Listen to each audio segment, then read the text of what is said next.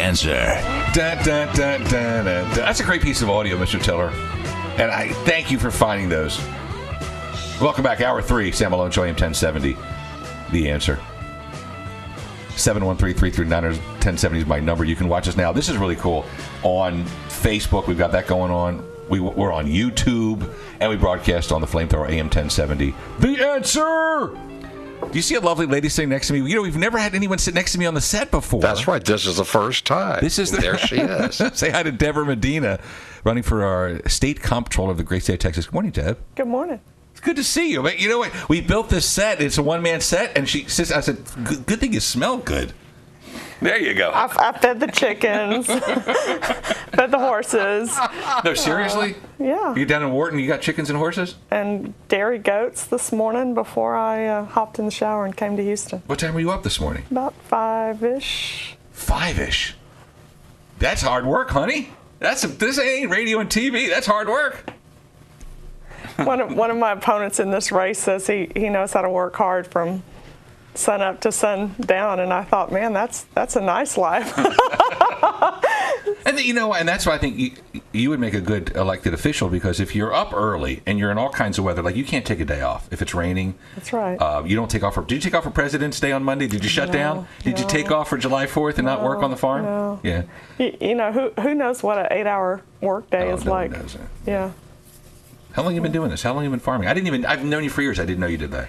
Yeah, I grew up doing that, and then as our children got older, we kind of got busy doing all the things young families do, right? Running the kids to Little League and piano lessons and dance lessons and recitals, and got away from that. But as the kids got out of the house and started their own families, they said, Mom, you know how to do all this stuff, and we've talked about it and we've watched you do it, but we haven't really done it ourselves. Could you start really producing everything again at home so we can learn more about this? And so I got a few dairy goats, and we make soap and cheese and drink raw milk and produce just about everything we eat in a garden. Although I don't have a garden this fall. The campaign has caused me not to have a garden, and so we've blocked March the 5th. Mama is going to be in the garden with the tiller the day after the election. That's good, it. I got to get my hands in that dirt. So here you are now. We first met when you made a run for governor, and what was great. I loved the things you were saying on the trail. You scared a lot of people. You have a very libertarian streak to you. Ron Paul. Smaller federal government, larger states' rights, get out of our way. And I would meet people that are like, oh, Debra Medina, oh, she's scary. I said, do you know her? Have you read about her? Have you heard her? You were out there, you were knocking people out. Well, I think there were certainly a lot in the establishment that wanted people to believe that I was scary. Yes. But as I talked to folks, there were a lot of people, and it turned out to be 275,000 people in Texas who said, man, I really agree with what she has to say. I am really just that average person. I mean, I grew up in South Texas. My father worked for the phone company. My mom was a stay-at-home mom. I rode the bus every day. We farmed, and Daddy, like I said, Daddy worked at the phone company, and we farmed and ranched on the weekend. Married my husband. I'm a registered nurse. I was a working mom. We're just that average family. But when I meet my maker one day, I'm going to ask him why he put this streak in me to be so passionate about these ideas of freedom. What makes us different than the rest of the world? Why is it that Texas can be more prosperous, and what do we need to do to preserve that? And I've really kind of been on that quest for about 20 years and have some real strong ideas about the answers to those questions. Debra Medina stopped by to join us. She's running for state comptroller. But it's amazing, with a much smaller budget compared to some of the other players in that race. It was 4 years ago, right? 4 years ago. You got 250,000 voters in Texas. That's right. To go, I get it.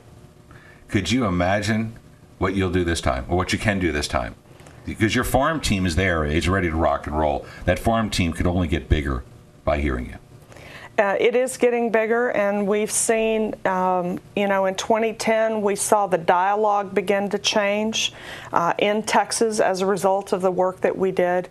By 2012, you saw much different freshmen. We had a large freshman class in 2010 in the Texas House, but it wasn't necessarily a limited government. It was more of a pro-business, pro-big government, big spending Republican class. By 2012, we started to see that shift some, and you began to see the I credit David Simpson in 2010 for being the one freshman House member who could go to the floor and articulate these ideas. By 2012, you saw some other standouts begin to be able to go to the microphone and do that. So there's no question that that race in 2010 has begun to shove the pendulum the other way. We have an executive branch in Texas. It's not just the governor. And we've got to have that limited government, I think, free market viewpoint articulated by the executive branch, not just in the legislature, but by the leadership of the state. And so the Comptroller's office is a good place for me to be able to make that argument. But if you, I mean, 250,000, like, once again, you got to really wrap your arms around 250,000 voters. I'm sure they're saying, but Debra, state comptroller is very important. But why not go for governor again? Why not give that a shot? I'm very committed to these ideas, but I'm also very concerned that we use the resources and the assets that we have wisely. Most of my donors are people that give me $20 and $25 checks that are hard for them to give. And I wasn't willing to ask them to step up and do that again if I wasn't convinced that the outcome was going to be different. And I think while we could make an argument and we could have this philosophical debate, it didn't appear to me that I could actually win in that race. The Comptroller's office, I think in many ways I may be able to be more effective. From there, people will expect the Comptroller to be talking about the fiscal issues and looking more closely at the books. And I'll have more time, frankly, in the Comptroller's office to look at the books than I would have had I been the governor to focus on the books. And maybe that's really the place that we can have the most significant impact. So it's a good place for us to move the ball. And Debra Medina in studio with me. My first in-studio guest on the new set, by the way. We'll always have that. And it's something to be said when you get the $25, let's say, monies from people across the state who agree with you. I always wonder if you're going to get $100K or someone's going to drop some serious money. Don't they expect something? Don't they kind of expect, hey, I give you $100,000. I need you to vote this way. I need you to do something. I need you to do me a favor. I need you to push something through. And I'm always wondering if you take that kind of big money, you're kind of on the hook with somebody. I think that is a question that I've asked a lot. How do we not become the very thing that we're fighting against? How do we maintain our principles and our ideas in spite of the pull? Because it's human nature, right? If someone makes a significant contribution to you, when they call, it's human nature to answer the phone and say, hey, how are you today? He did. Remember me? I gave you all this money, right? At this juncture, that hasn't been a huge problem for me because if you look at my finance report, we haven't had a lot of large donations, but it's certainly something I'm cognizant of. But the reality is we need that if we're going to be able to win in a market as large as Texas. So. Good. Stay there. Can you stay with us another break? I'd be happy to. Look, doesn't she look good on set? Debra Medina, you can go online, medina4texas.com. She's running for state comptroller. I want to continue our conversation. You jumped on social media early. I remember watching you in 2010. I was very impressed by what you did. We'll talk about that next. Sam Malone Show, AM 1070. The Answer.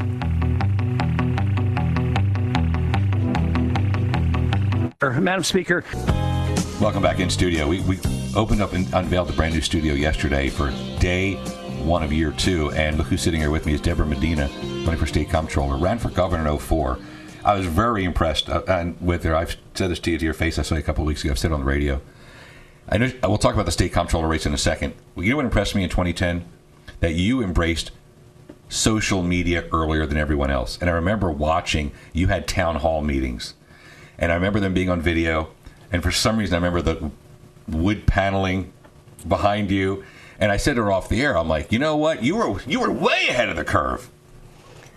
I've had a lot of people tell me I was so far ahead of the curve. Yeah, the rest of the state's just catching up. So we're looking for a win in 2014. I think you're going to do great. And I love how people tried to marginalize Debra. There are people I know I worked with who tried to marginalize you, and they use the kook word. And they use that word with other people like, Ron Paul and others. And I love how you just threw your arms around it and said, this is what the people are going to call me, so be it. You're just trying to be the messenger and deliver. And you're willing to take the arrows. Well, we've got important work to do, and I've tried to raise my children that way, that our job is to do the good that's in front of us to do. I often cite Micah, what does the Lord require of me? That I'm, love mercy and I do justice. That's what's required of me. And you can call that what you want. Most people who start throwing those sort of labels don't really have anything. When you say, well, what's kooky? They can't answer that question. Correct. And so I'm going to keep working on these ideas that I understand to be the ones that will give us the best opportunity for a very prosperous state of Texas. Now, for people new to the state, tell everybody, what's the state comptroller do? Or those who are not deep in the weeds of state politics, of Austin politics, what does the state comptroller do during the day, and what do they control? Many people would recognize that Texas has a weak governor. We talk about that a lot, but we don't talk about the fact that we do have an executive branch, and there are several other people in that branch. The comptroller is a member of the executive branch of Texas and is the chief financial officer, right? Part of that statewide leadership team, if you will.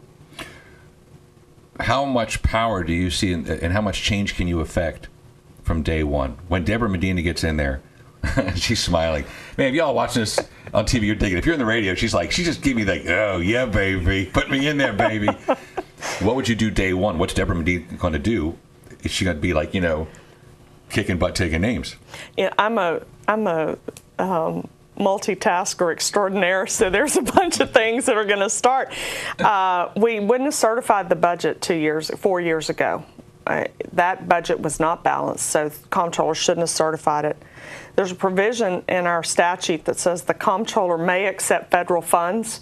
I read that may not. So we're going to have a real... May, right. That's versus right. Shall. May versus shall. Correct. So we're going to have a real serious conversation about the terms by which we accept federal dollars. And I don't mean that to say we're not going to take them. I mean it to say the conditions attached to the taking are going to change. Because most elected officials would be like, there's federal dollars? Forget about the small print. Well, like, for instance, with education in Obama, it would have been giving up control of a lot of the educational process that should be in the hands of the states and the boards. But why are we giving up control? Because they tell us we have to? How about we say, excuse me, wait just a minute. Yeah, we're in the studio. I can push back a little bit, right? This is very social media. And this is exactly it. Whose money is it? And who says you have control? It's my or your money or our money. It's right. Sam and Debra's money. Right. It's confiscated against our will. Correct. By the federal government. Correct. Again, it goes and flows around through the IRS because they capture it. And they say you can have it back if you'll... If. No, there's no... It's yes, and there's no may. It's right. Shall when it comes to their strings attached. We're going to start cutting those strings. 30% of our state's budget is federal dollars.